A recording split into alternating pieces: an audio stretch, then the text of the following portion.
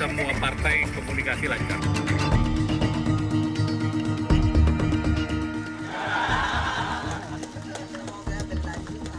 Golkar itu kan organisasi dan partai besar, aman berkembang.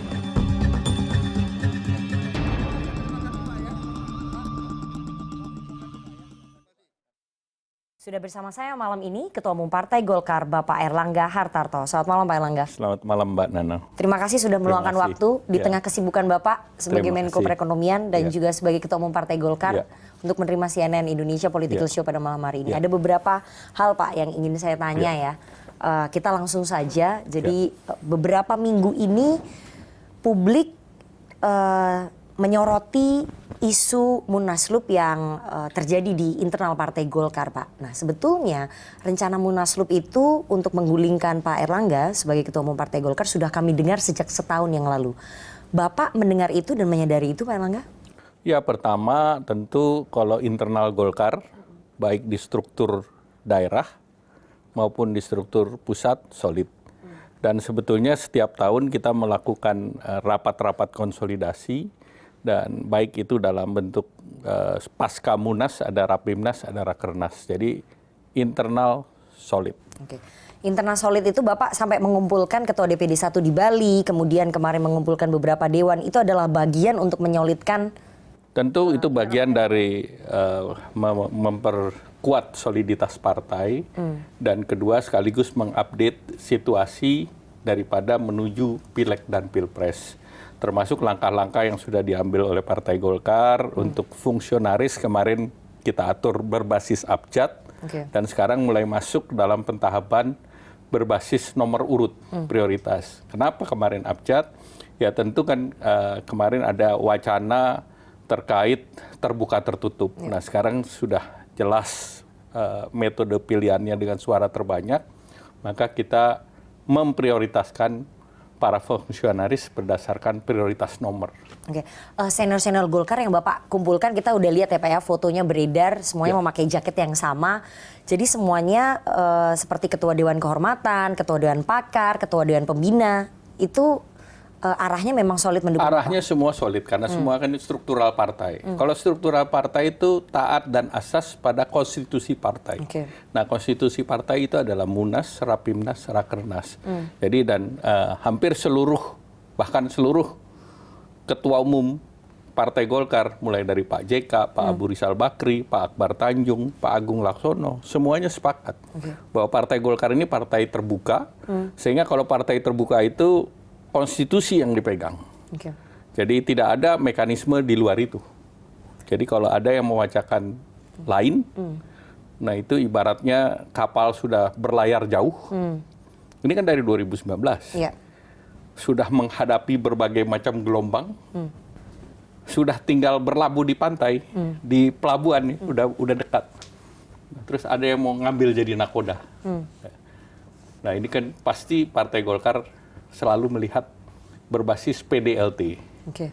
Prestasi, dedikasi, loyalitas, dan tidak tercela. Nah ini sudah sejak zamannya Pak Darmono, mekanisme seperti ini. Sama seperti kalau untuk jadi nakoda dan pilot harus ada jam terbang. Harus ada pesawat baling-baling dulu, pesawat jet dulu, white body, certified. Jadi kalau ada yang non-certified mau masuk, ya pintu masih tertutup.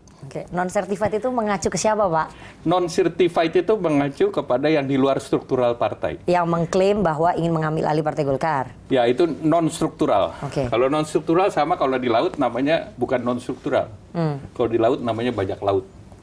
Ini maksudnya yang menjadi bajak laut siapa nih Pak? Bapak udah yang nyebut Bapak sendiri nih.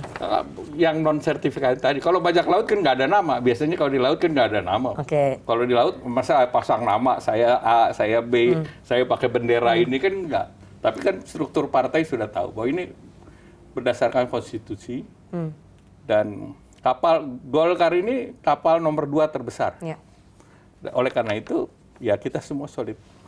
Bajak lautnya itu yang kemarin berencana untuk maju menjadi ketua umum? Itu kan Anda yang bilang, bukan saya. Berarti 2 nama itu ya Pak ya? Saya tidak sebut.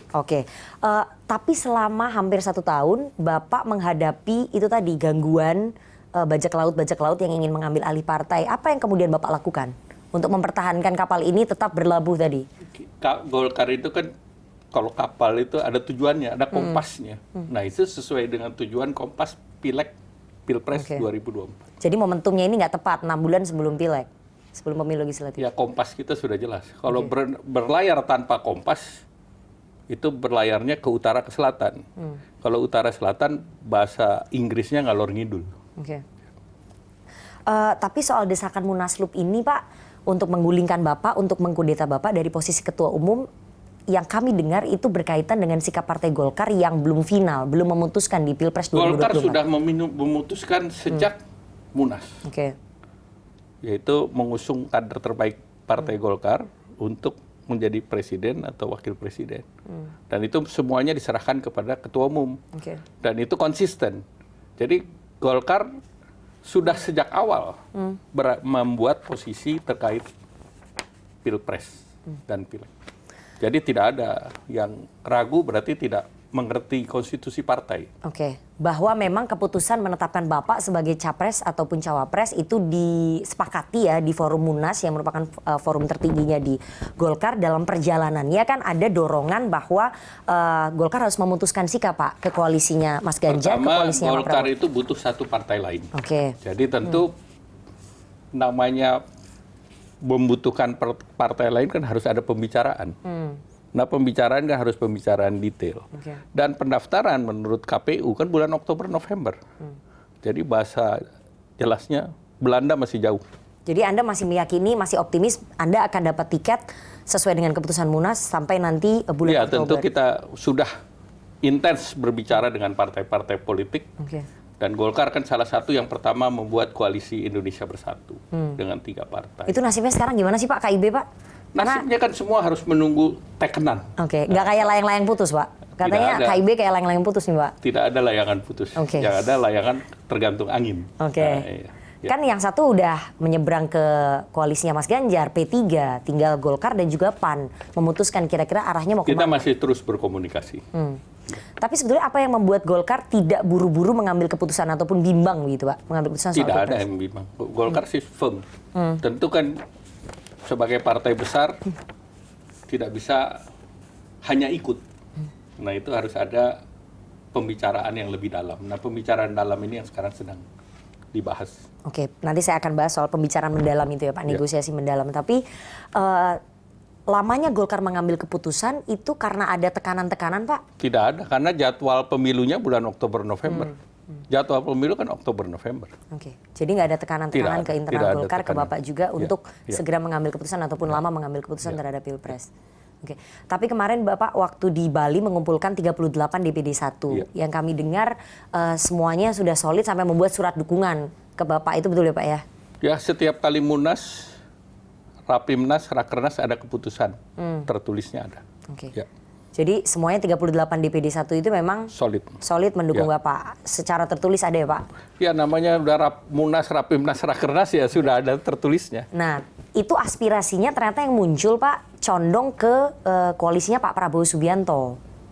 Ya tentu aspirasi semua muncul. Nah tentu pada waktu silaturahmi kita kan bukan pengambilan keputusan untuk itu, namun kita menjaga soliditas dan mekanisme ke depan.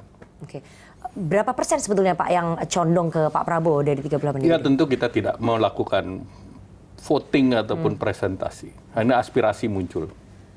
Yang ke koalisinya Mas Ganjar? Muncul juga. Muncul juga. Jumlahnya sama, 50-50 atau tidak ada, Pak? Kita tidak menghitung.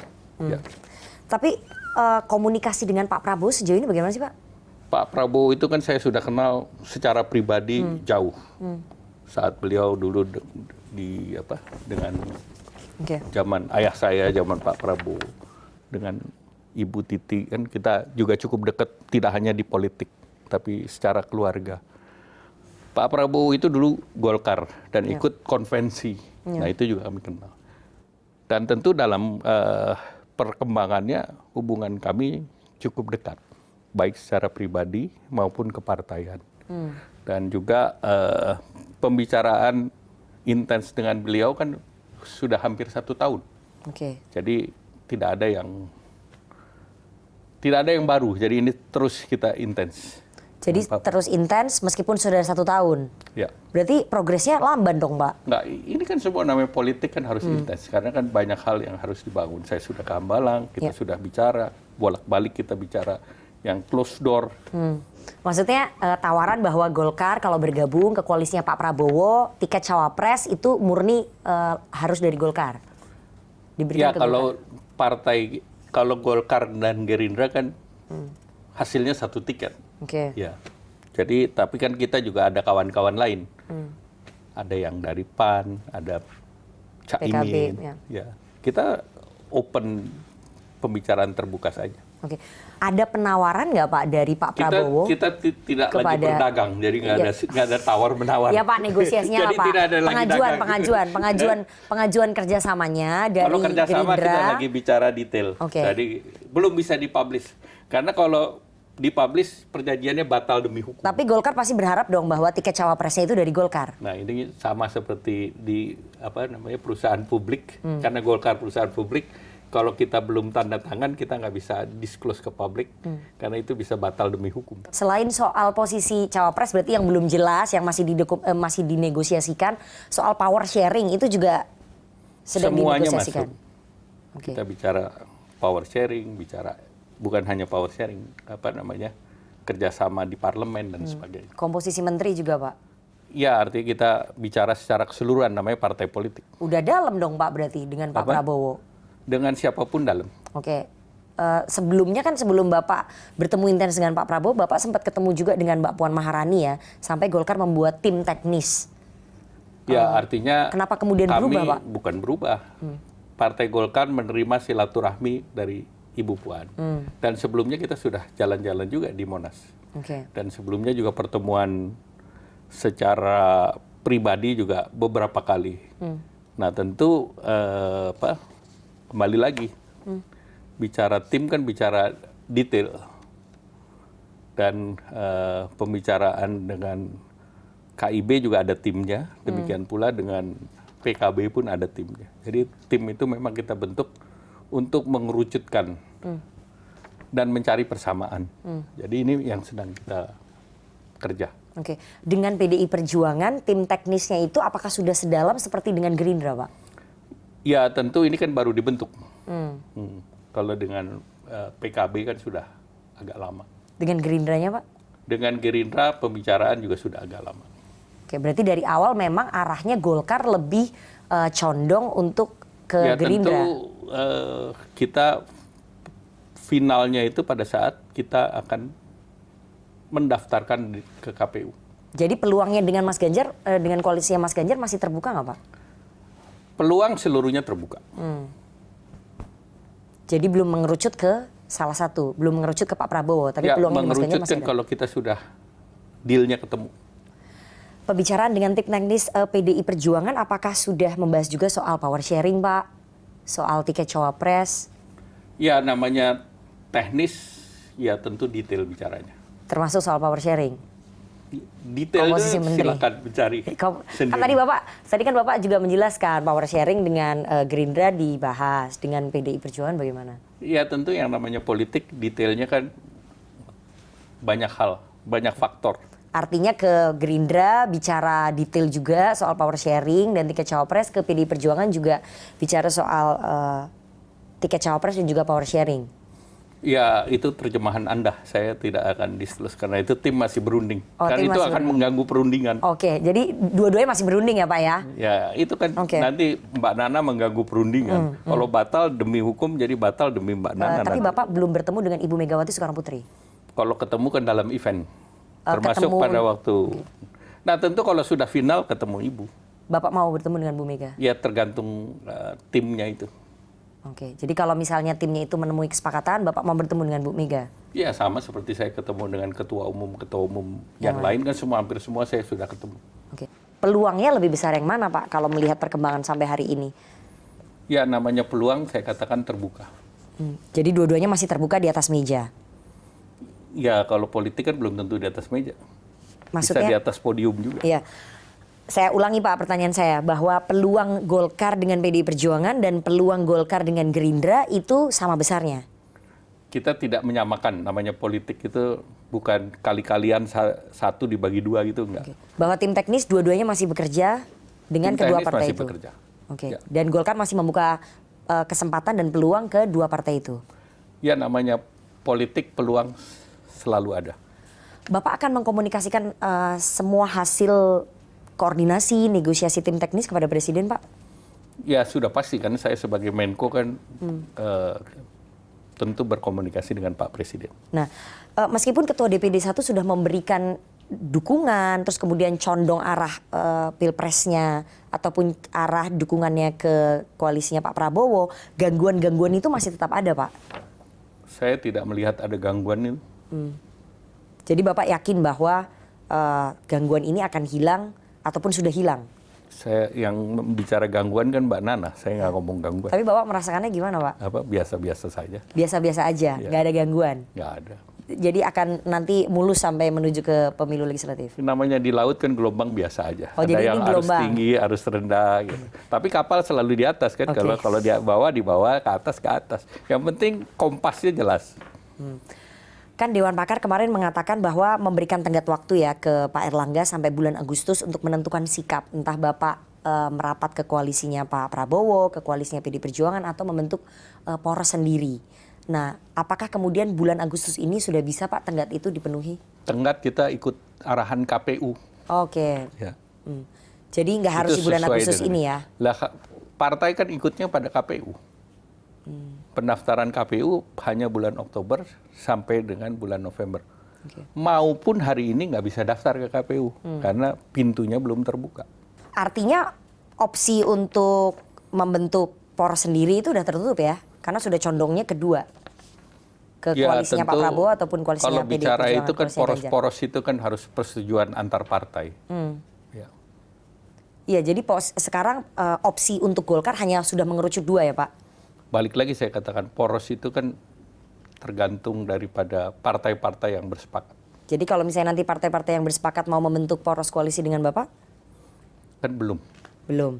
Tapi pintu negosiasi masih terbuka? Pintu kalau terbuka ya pintu masih kelihatan, tapi kan tentu kita realistis. Mana yang dikehendaki oleh Partai Golkar itu kan constituent base.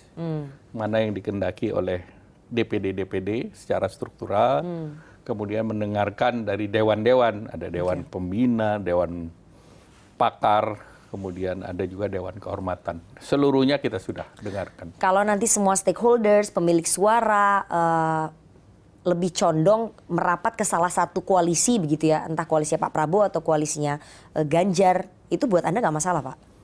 Yang penting persyaratan teknisnya terpenuhi. Dan apa yang dipersyaratkan oleh Munas, Rakernas, dan Rapimnas terpenuhi.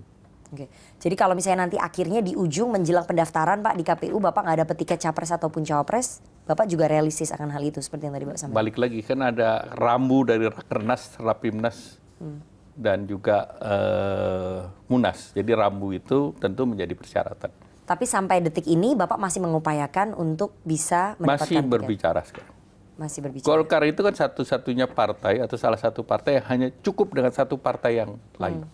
Jadi tentu peluang itu masih sangat lebar. Oke. Tanggapan Pak Erlangga soal gugatan batas usia minimal capres dan juga cawapres yang saat ini sedang bergulir di MK bagaimana Pak? Kita serahkan kepada MK sebagai otoritas untuk memutuskan gugatan tersebut. Meskipun itu adalah open legal policy, itu adalah kewenangan dari pembuat undang-undang, yang mana itu adalah DPR dan fraksi-fraksi partai politik. Dan bukan pertama kali posisi open legal policy diputus oleh MK. Bukan pertama kali. Oke. Tapi pada saat kemarin kan sistem pemilu ditolak Pak oleh MK. Karena itu open legal policy. Ya itu kan salah satu, tapi ada beberapa case lagi yang juga diputus. Golkar dalam posisi tidak mengambil sikap ya Pak? Ya, kita soal kan batas usia capres. Tidak bagian dari yang menggugat atau yang digugat. Ya tentu kita tunggu aja hasil dari MK. Jadi apapun hasilnya dari MK, Golkar akan kita ikut? terima.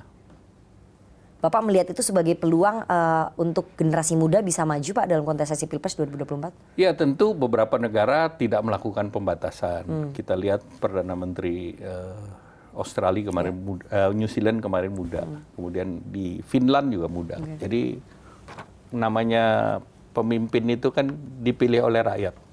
Jadi tentu kita lihat aja hasil dari MK seperti apa. Oke, jadi Golkar dalam posisi akan mengikuti nanti hasil keputusan yang dikeluarkan oleh Mahkamah Konstitusi ya Pak ya? Ya, apalagi Golkar kan juga mendorong anak muda muncul. Salah satu kan Menpora itu muda, bahkan belum 35. Kemudian ketua Golkar di kota Solo itu umurnya kurang dari 30. Jadi Golkar memang mendorong generasi muda untuk mencoba memimpin. Kita kasih kesempatan, beri aja kesempatan. Artinya Golkar tidak alergi dengan pemimpin-pemimpin muda. Kita tidak alergi dengan anak muda. Kita lihat kan di anggota DPR, di DPR kan ada Roro, ada Putri, banyak. Kita punya Bupati Tuban juga muda sekali. Artinya kalau misalnya nanti keputusan MK ini memberikan ataupun memutuskan bahwa batas usia capres ataupun cawapres sampai di usia 35 tahun itu menjadi karpet merah buat Mas Gibran Raka Buming Raka, Golkar seperti apa Pak? Ya kita tunggu keputusan MK. Golkar akan ikut itu? Ya kan keputusan MK bukan hanya Golkar, seluruh penduduk Indonesia karena MK itu salah satu forum tertinggi dan tidak bisa ada banding, ya kita ikuti saja. Oke. Termasuk kalau misalnya nanti kesempatannya untuk Mas Gibran? Kan itu terbuka. Oke. Untuk siapa Untuk saja? siapapun yang umurnya 35. Jadi Pak Dito nggak bisa karena dia 32. Oke. Jadi minimal 35 ya Pak ya? Termasuk Mas Gibran berarti? Iya. Oke. Terima kasih Pak Erlangga Hartarto, Ketua Umum Partai Golkar, atas waktunya kepada Political Show pada malam hari ini. Kita tunggu nanti bagaimana keputusan akhirnya Partai Golkar, apakah ke koalisinya Pak Prabowo Subianto atau ke koalisinya Mas Ganjar Pranowo. Terima kasih. Terima kasih Mbak Nuna.